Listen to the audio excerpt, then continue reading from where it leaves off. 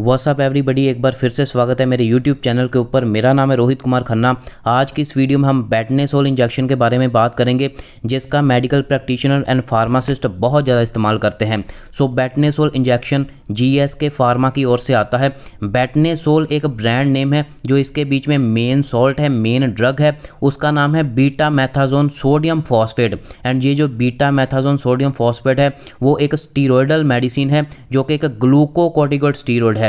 And इसके बीच में दो मेजर प्रॉपर्टी होती हैं, anti inflammatory property and immuno suppressant property. ये दोनों प्रॉपर्टी मिलके बॉडी में सूजन को कम करती हैं, इन्फ्लामेशन को कम करती हैं, कहीं पे स्वेलिंग हुई है उसको कम करती हैं, पेन को कम करती हैं। एंड अगर किसी को एलर्जी हो गई है किसी भी चीज़ से, उससे पेशेंट को रिलीफ दिलाती हैं। अगर हम इस इंजेक्शन की स्ट्रेंथ की बात करें तो सबसे पहले ये 1 ml का एम्प्यूल मार्केट में अवेलेबल है। एंड उस 1 ml में आपको 4 mg बेटा मैथाजोन मिल जाएगा। 1 ml का एम्प्यूल मार्केट में अवेलेबल है। एंड इसका जो प्राइस है वो 1 ml का प्राइस आपको 4 से 5 रुपये में मिल जाएगा। मतलब 1 एम्प्यूल आपको मार्केट में 4 से 5 रुपये में ईजीली अवेलेबल मिल जाएगा। अब अगर हम इसके यूजेस के बारे में बात करें, इसका सबसे पहला मेजर यूज़ है, इसको एलर्जी में बहुत ज़्यादा इस्तेमाल करा जाता है। अगर किसी को भी स्किन के ऊपर रैशेस हो गए हैं, हाइव्स हो गए हैं, स्किन के ऊपर इन्फ्लामेशन हो गई है, सूजन हो गई है, स्किन के ऊपर बहुत ज़्यादा इचिंग हो रही है, सोराइसिस की प्रॉब्लम हो गई है, या फिर किसी ने कोई भी मेडिसिन इस्तेमाल करी है उसकी वजह से एलर्जी हो गई है, तो एलर्जी का ट्रीटमेंट करने के लिए बेटनेसोल इंजेक्शन का इस्तेमाल करा जाता है। इसके अलावा अगर किसी को ब्रीदिंग में प्रॉब्लम हो रही है, सांस लेने में बहुत ज़्यादा दिक्कत हो रही है, तो उसका ट्रीटमेंट करने के लिए भी बेटनेसोल इंजेक्शन का इस्तेमाल करा जाता है।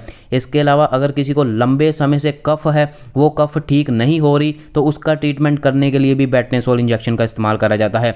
एक इसका और मेजर यूज़ है, अर्थराइटिस में इसको काफ़ी ज़्यादा इस्तेमाल करा जाता है। जितनी भी रूमेटिक प्रॉब्लम है उसमें भी बेटनेसोल इंजेक्शन का काफ़ी ज़्यादा इस्तेमाल करा जाता है। स्किन की जितनी भी डिजीज़ हैं, जो डर्मेटोलॉजी प्रॉब्लम होती हैं, उनका ट्रीटमेंट करने के लिए भी बेटनेसोल का काफ़ी ज़्यादा इस्तेमाल करा जाता है। इसके अलावा अगर किसी को इंसेक्ट ने बाइट कर लिया है, कोई भी कीड़े मकोड़े ने काट लिया है, उसकी वजह से स्किन के ऊपर एलर्जी हो गई है, उसका ट्रीटमेंट करने के लिए भी बेटनेसोल इंजेक्शन का इस्तेमाल करा जाता है। इसके अलावा किसी को अस्थमा है या फिर COPD की प्रॉब्लम है, जो कि रेस्पिरेटरी डिजीज़ होती हैं, तो उसकी वजह से सांस लेने में बहुत ज़्यादा दिक्कत आ रही है, तो उसमें भी बेटनेसोल इंजेक्शन का इस्तेमाल करा जाता है। इसके अलावा अगर ब्रेन में स्वेलिंग हो गई है तो हॉस्पिटल लेवल में इसको ब्रेन में स्वेलिंग कम करने के लिए भी बेटनेसोल का इस्तेमाल करा जाता है।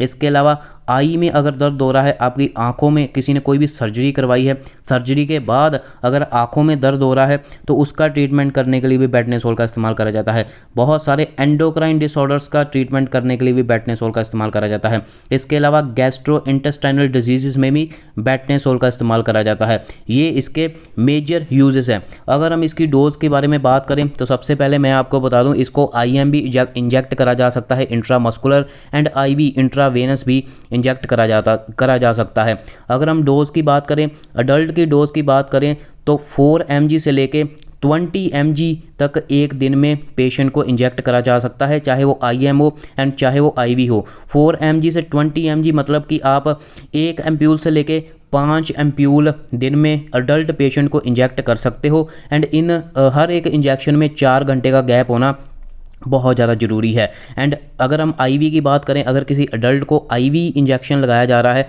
तो स्लो IV लगाना है, स्लो IV इंजेक्ट करना है। मतलब जो 1 एम्प्यूल है वो 30 सेकंड से लेके 60 सेकंड तक पेशेंट को आपने इंजेक्ट करना है, इतना स्लो होना चाहिए।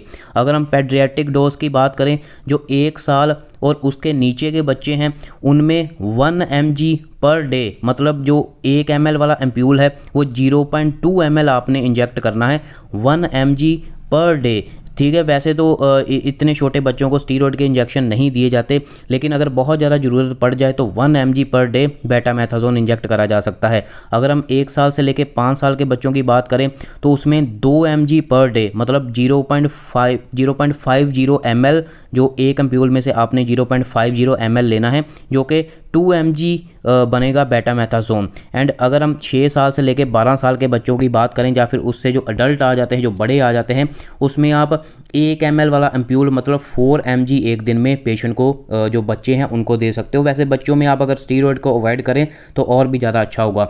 एंड प्रेगनेंसी में इसका बिल्कुल भी इस्तेमाल नहीं करना। प्रेगनेंसी में आपने बेटनेसोल इंजेक्शन को अवॉइड करना है। अगर इस्तेमाल करा भी जाता है तो एक स्पेशल सुपरविज़न के अंडर इसको इस्तेमाल करा जाता है।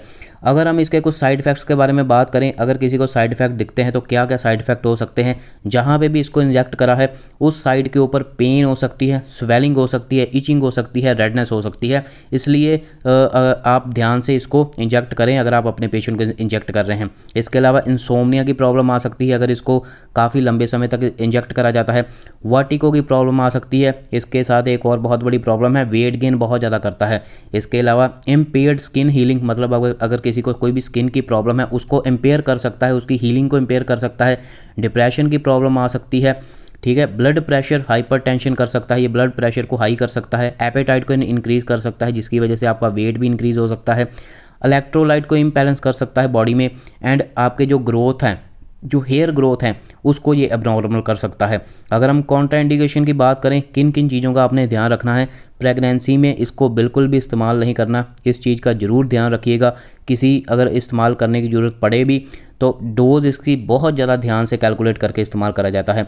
अगर आपको ब्लड प्रेशर की प्रॉब्लम है, हाई ब्लड प्रेशर की प्रॉब्लम है, उसमें भी इसका इस्तेमाल बहुत कम करा जाता है।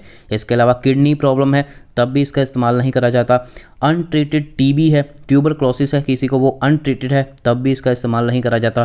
फंगस इन्फेक्शन में इसका बहुत लोग इस्तेमाल कर लेते हैं लेकिन उसमें भी इसका इस्तेमाल नहीं करा जाता। अगर किसी के जो थायराइड हार्मोन है उसका लेवल बॉडी में लो है तो तब भी इसका इस्तेमाल नहीं करा जाता। मेनली मैंने आपको बता दिया कि बेटनेसोल के बीच में जो बेटामेथासोन जो मेन सॉल्ट है उसका इस्तेमाल एलर्जीज़ में करा जाता है, जब डिफरेंट तरह की एलर्जी हो जाती है। कई बार किसी को कोई भी मेडिसिन कंज्यूम करने की वजह से कोई एलर्जी हो जाती है तो उसका ट्रीटमेंट करने के लिए भी वैसे जब मेडिसिन की एलर्जी होती है तो डेक्सामेथासोन का इस्तेमाल करा जाता है, लेकिन ये जो बेटनेसोल है इसका भी काफ़ी ज़्यादा इस्तेमाल करते हैं। इसके अलावा अर्थराइटिस में, क्योंकि मैंने आपको बताया कि इसमें एंटी इन्फ्लामेटरी प्रॉपर्टी होती है, सो अर्थराइटिस में एंड जितनी भी रूमेटिक प्रॉब्लम होती है उसमें बेटनेसोल का इस्तेमाल करा जाता है। So thank you so much. यही थी पूरी की पूरी वीडियो बेटनेसोल को लेके। ऐसी और medical pharma nursing related videos मेरे चैनल के ऊपर मिलती रहेंगी। आप मेरे चैनल को सब्सक्राइब करिए, अपने मेडिकल फार्मा नर्सिंग रिलेटेड दोस्तों के साथ मेरे चैनल को शेयर कीजिए। आप मेरे को मेरे इंस्टाग्राम रोहित कुमार हेल्थ के ऊपर भी फॉलो कर सकते हो। Thank you so much.